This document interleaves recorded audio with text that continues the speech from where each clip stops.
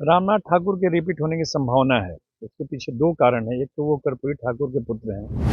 दूसरा, हरिवंश नारायण सिंह को जदयू संभवतः इसलिए फिर नहीं भेजेगा कि वो बीच में पार्टी लाइन की तरह काम करने लगे थे। और एक एमपी के लिए 41 एमएलए चाहिए। विपक्ष से वही जीत सकता है जो पैसे वाला होगा। मनोरमा ग्रुप, जो सोचता है वो करता है।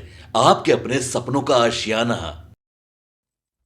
नमस्कार, न्यूज फॉर नेशन देख रहे हो और मैं हूं आपके साथ रंजन सिंह। देखिए, जनता दल यूनाइटेड के 2 राज्यसभा सदस्यों के कार्यकाल अब समाप्त होने वाले हैं। एक तो रामनाथ ठाकुर हैं, जिनका राज्यसभा का कार्यकाल समाप्त होने वाला है। उनको रिपीट करेंगे या नहीं करेंगे, ये मुख्यमंत्री का विषय है। और दूसरी बात, हरिवंश नारायण सिंह, जो कि सभापति हैं और जेडीयू उपसभापति हैं और जेडीयू कोटे से ही वो राज्यसभा गए हुए हैं। हालांकि उन्होंने बीच में नीतीश कुमार को धोखा भी दिया था। मतलब नीतीश कुमार जब राष्ट्रीय जनता दल में आ गए थे और उस वक्त सभी सांसद भी नीतीश कुमार के साथ थे, लेकिन वो एक ऐसे राज्यसभा सांसद थे जो कि भारतीय जनता पार्टी के साथ में थे। बाद में कई तरह की बातें हुई और उनके बारे में ये कहा गया कि भारतीय जनता पार्टी से सटाने के लिए उन्होंने ये काम किया। लेकिन जो भी है, हमारे साथ वरिष्ठ पत्रकार इंद्रभूषण जी हैं। उनसे जानेंगे कि क्या होगा, इन दोनों को क्या फिर से रिपीट करेंगे या नहीं करेंगे? क्या लगता है आपको? रामनाथ ठाकुर के रिपीट होने की संभावना है। उसके पीछे दो कारण हैं। एक तो वो कर्पूरी ठाकुर के पुत्र हैं। दूसरा, वो अभी मंत्री हैं। तो उनको हटाने का मतलब है कि आप केंद्रीय मंत्रिमंडल में फिर किसी को जगह देनी होगी। और अभी मुझे नहीं लगता कि चाहे मोदी या नीतीश कुछ चाह रहे हैं कि कुछ भी समीकरण जैसे चल रहा है अपना चल ही रहा है। दूसरा, हरिवंश नारायण सिंह को जदयू संभवतः इसलिए फिर नहीं भेजेगा कि वो बीच में पार्टी लाइन की तरह काम करने लगे थे। लेकिन दूसरा पक्ष है कि बीजेपी के बेजोड़ तरफदारी करते हैं, तो अब क्या उनकी दिल्ली में लाइजनिंग होगी। लेकिन मुझे लगता है कि एक चेंज होगा और एक रामनाथ जी फिर से रिपीट हो सकता है। नहीं, लेकिन आरजेडी में की अगर बात करते हैं तो आरजेडी में भी चर्चाएं तेज है। कई लोगों का कार्यकाल वहां भी समाप्त होने वाला है और आरजेडी के पास तो आंकड़े भी नहीं है। क्या होगा इस आरजेडी में, क्या होगा? देखिए, विपक्ष के पास एआईएमआईएम जोड़ के 41 एमएलए है और एक एमपी के लिए 41 एमएलए चाहिए। विपक्ष से वही जीत सकता है जो पैसे वाला होगा।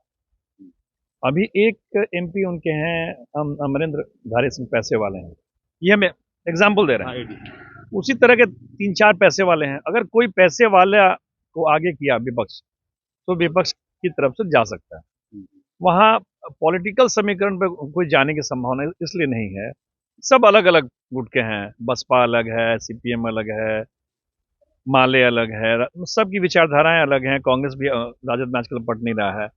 तो उन सब को एक ही आदमी कर सकता है जो पैसे के बल पर अपना अपने वोटर इकट्ठा करे और जीत के जाए। अच्छा, ये चर्चा हो रहा है कि हिना साहब को राज्यसभा भेजा जा सकता है। एएमआईएम वाले उनको सपोर्ट कर सकते हैं, क्या आपको ऐसा लगता है? हिना साहब को कांग्रेस क्यों सपोर्ट करेगी? उनको बताइए, एआईएम से सबसे अधिक खतरा राज्य से अधिक कांग्रेस को है। सीमांचल में पूरी कांग्रेस का अस्तित्व ही खत्म हो जाएगा अगर वहाँ एआईएमआईएम आ जाए तो। अररिया में, कटिहार में, किशनगंज में। तो कांग्रेस क्यों चाहेगा कि भाई हम एआईएम के साथ होके और उसके साथ मैसेज दें? मुझे नहीं लगता है। चलिए, बिल्कुल देखिए। और राज्यसभा जहाँ तक की बात हुई और जिस प्रकार से लगातार जो चर्चा चल रहा है बिहार की सियासत और उन तमाम विषयों को लेकर हमने वरिष्ठ पत्रकार से बातचीत की। लेकिन एक बड़ी बात यह है कि नीतीश कुमार के बारे में कुछ भी कह पाना बहुत जल्दीबाजी होता है, क्योंकि मुख्यमंत्री नीतीश कुमार कहते क्या हैं, करते क्या हैं, वो ठीक उनके बगल में बैठे लोगों को भी पता नहीं चलता।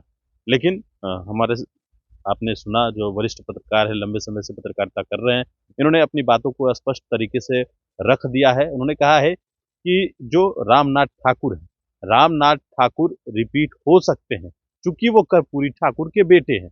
और दूसरी बड़ी बात यह है कि वो अभी वर्तमान में मंत्री भी हैं, कैबिनेट केंद्रीय गृह राज्य मंत्री हैं।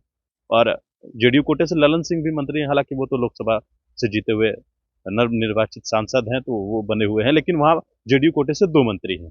और साथ ही साथ जो हरिवंश नारायण सिंह की चर्चा हो रही है, तो नीतीश कुमार का ये ट्रैक रिकॉर्ड रहा है कि उनके साथ जो धोखाधड़ी करता है तो मुख्यमंत्री नीतीश कुमार बहुत जल्द उसका क्लास नहीं लेते हैं, लेकिन हाँ, वो उसे छोड़ते भी नहीं। लेकिन देखना होगा कि क्या वाकई में ही ऐसा कुछ होगा या फिर जो चल रहा है वैसे ही चलेगा। गणेश फोर्नेशन के साथ